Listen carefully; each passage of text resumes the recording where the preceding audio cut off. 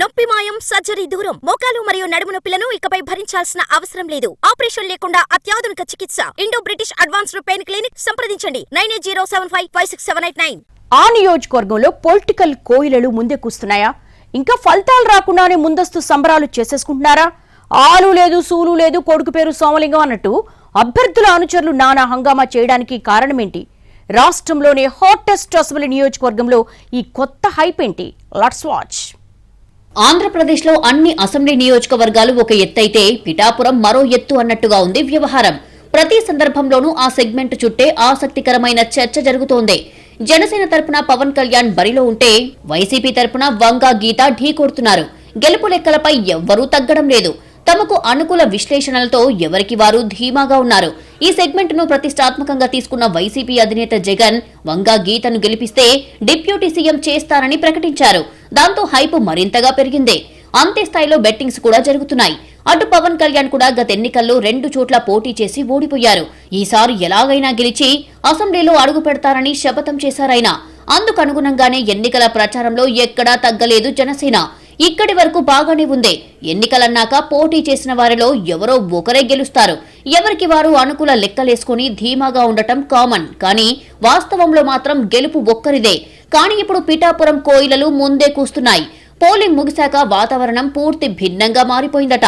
గెలుపు ధీమా విషయంలో 2 వర్గాలు ఎక్కడా తగ్గేదేలే అంటున్నాయి. కేవలం అనడం కాదు, తమ నాయకులు అప్పుడే ఎమ్మెల్యే, డిప్యూటీ సీఎం అయిపోయినట్టు భావిస్తూ నానా హంగామా చేయడం చూస్తున్న వారంతా ముక్కున వేలేసుకుంటున్నారు. ఏమిరా బాలరాజు, ఒక్క వారం రోజులు ఆగలేరా? వీళ్లకు ఇంతలోని అంత ఆత్రమెందుకంటూ సెటైర్స్ వేసుకుంటున్నారు.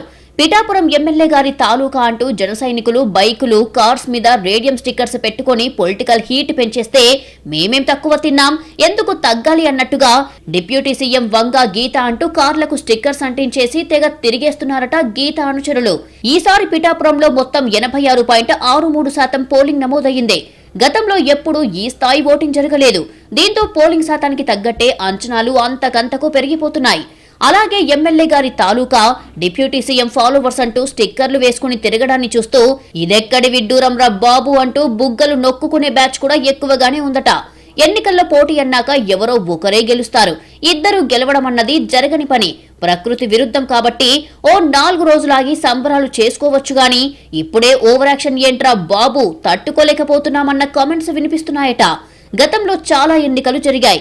చాలా మంది ఎమ్మెల్యేలు, మంత్రులయ్యారు గాని మరీ ఇడ్డూరంగా అడ్వాన్స్ సెలబ్రేషన్స్ అది 2 పక్షాలు చేసుకోవడం ఏంటన్న కామెంట్స్ గట్టిగానే వినిపిస్తున్నాయి పిఠాపురంలో.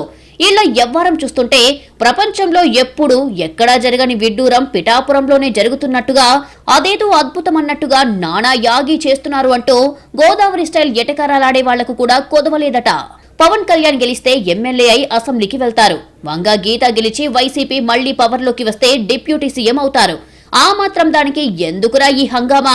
గెలిచాక నియోజకవర్గం అభివృద్ధిలో పోటీ పడాలి గాని ఇలా ఫలితాలకు ముందే ముందస్తు గీతాలు ఆలపించి తర్వాత నవ్వుల పాలవ్వడం ఎందుకన్న సెటైర్స్ సైతం వేస్తున్నారట నియోజకవర్గ ప్రజలు. రాష్ట్రంలో ఉన్న 175 నియోజకవర్గాలలో పిఠాపురం కూడా ఒకటని, ఇక్కడ గెలిచిన వారిని కూడా ఎమ్మెల్యే అనే సంబోధిస్తారని, ఆ మాత్రం దానికి కొండంత రాగం అవసరమా బాలు అనేవాళ్లు సైతం ఉన్నారు. ఎవరేమనుకున్నా మొత్తం మీద పిఠాపురంలో ప్రస్తుతం స్టిక్కర్ వార్ నడుస్తోంది. నువ్వు ఒకటేస్తే నేను 4 అన్నట్టుగా ఉంది వ్యవహారం. చివరికి సంబరాలు ఎవరికో, స్టిక్కర్లు మాత్రమే మిగిలేది ఎవరికో చూడాలి మరి.